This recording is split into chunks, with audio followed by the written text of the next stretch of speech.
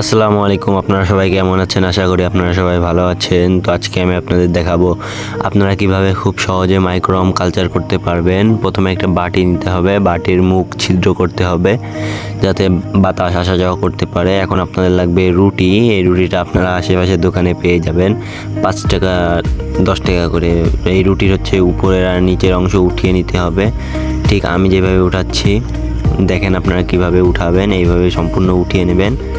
আমার এখানে অনেকগুলো আছে, আমি সবগুলো উঠিয়ে নিয়েছি।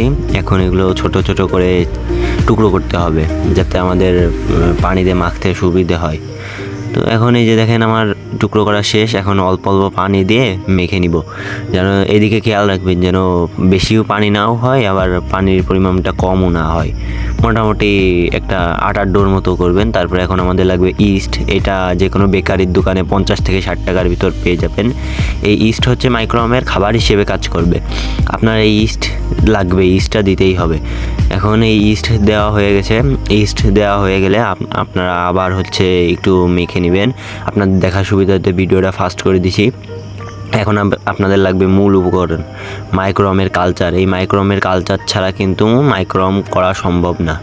এই মাইক্রোওয়ার্মের কালচারটা একটু ভালোভাবে দিয়ে নেবেন। দেওয়ার পরে আপনারা আবার মেখে নিতেও পারেন, অথবা একটু সমান করে সরিয়ে ছিটিয়ে দিতে পারেন, যার যেরকম ভালো লাগে।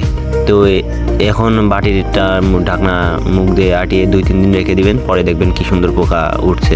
তো এই ছিল আজকের ভিডিওটা কেমন লাগছে কমেন্ট করে জানান, আর চ্যানেলে নতুন থাকলে চ্যানেলটা সাবস্ক্রাইব করুন। আর আমার জন্য সবাই দোয়া করবেন, আমি যেন আপনাদের মাঝে প্রতিনিয়ত এরকম নতুন নতুন ভিডিও উপহার দিতে পারি।